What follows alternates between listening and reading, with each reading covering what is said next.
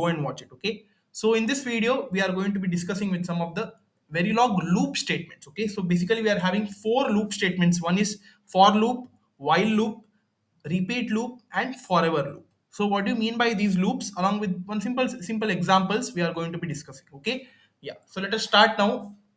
Loop is used to repeat the execution of statement inside its body. Okay, so this is the main operation of a loop. It is the repeating of the statements continuously until you get the accurate output. Okay, if you want to get the accurate output based on the different time cycles, uh, we need to repeat the statements. Okay, in order to repeat the statements we use this loop statement, so that for one particular condition it would be repeating until it would be coming out of the body. Okay, yeah, so that is basically the operation of a loop statement. This repetition is controlled by the range of index parameter. Okay, so this is the controlling stage of this loop statement. It is controlled by the range of the index parameter. Index parameter in the sense whatever the initial input we assigned, right? So that would be the index parameter. The loop reduces the size of the code. So it would be, its basic operation is to reduce the size of the code because it would be repeating in its own right. So that's why the length of the code would be reduced. A loop is a sequential statement that has to appear inside the process in VHDL or inside always or initial in the Verilog. There are several formats of loop statements, namely for, while, Verilog repeat, and forever. Okay, so these are the simple loop statements. So one by one, we are going to be discussing all the loop statements. First, starting from for loop. Okay, for loop, the general syntax of for loop in Verilog is as shown as below. The general syntax of for loop in both VHDL and Verilog is shown here. Okay, so you see here, this is the basic syntax. We are having for, then you need to be writing the initial assignment, condition, and step assignment. Okay, initial assignment means one particular variable you need to be taking and you need to be assigning the initial value for that. Okay, that is called as initial assignment. Then you need to be putting a semicolon. After that, the condition. Okay, in the middle you need to be writing the condition, so that how many number of times it would be repeating, so that condition you need to be mentioning. Okay, then the step assignment means increment or decrement for the further loops, right? If one complete loop is done, it needs the command to be going further, right? So that's why that is the step assignment. Then we are having begin, end, and in between the statements. Okay, so this is the basic syntax of a for loop. So you see here we have one simple example of a for loop. So you see here, for, this is the initial assignment. They have taken one variable I, so they have initially assigned the value for that variable as 0. Then semicolon, I less than or equal to 2. Then for the next step we have incremented the value I plus plus. In the C program we use I plus plus, right? So here they have just, instead of I plus plus, they have written I equal to I plus 1. Okay, so this is basically the increment. Then begin. In begin also we are having two conditions here. If temp of I is equal to 1, then begin result would be equal to result plus 2, end. Okay, so this is the complete for loop until this condition is obtained, that is this condition is satisfied. Here they have given I less than or equal to 2, right? So until we reach this state, the loop continues, and after this state is reached, if this state is false, then it will be coming out of the loop. Okay, so this is the basic Verilog code example, which is represented using for loop. Hope this is clear. Now we are having one more kind of loop, that is called as while loop. What do you mean by while loop here? Let us see now. A while loop is another iterative statement. The general format of while loop is given here. So you see here, for a Verilog code, how the while loop is given. While loop is basically the whole loop. Here we are having one condition. For that condition you need to be executing. Okay, so we are not having here, if you compare it with for loop, we are not having any initial assignment, incremental value. We are having one condition. For that condition directly the statements are written. Okay, if that condition is satisfied, then it would be coming out of the loop. So this is while loop. While, then condition, begin, statement, end. Okay, so this is the basic while loop syntax. Note it down.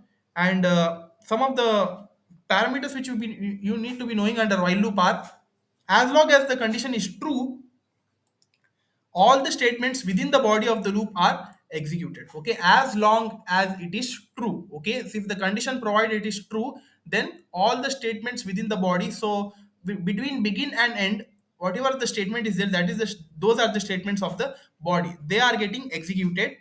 If the condition is false, the loop is suspended. So if the condition provided is not satisfying, then it comes out of the loop. Okay, and the next statement after the loop is executed. Note that in a while loop, we must ensure that statements inside the while loop will cause the loop's condition to evaluate false, or else the loop infinite. Okay, so that's why in a while loop we must ensure that statements should be commanding towards the loops condition. Okay, it should not be out of the loops condition, it should be towards the loop condition only. Okay, so for loop and while loop are common to both VHDL and Verilog, except some minor differences in the syntax as we have seen. But apart from that, there are some language specific loop statements. Okay, language specific in the sense it is not comfortable for all the all the programming languages. Those are the two upcoming loops which we are going to be seeing. One is called as Verilog repeat. Okay, so what do you mean by Verilog repeat here?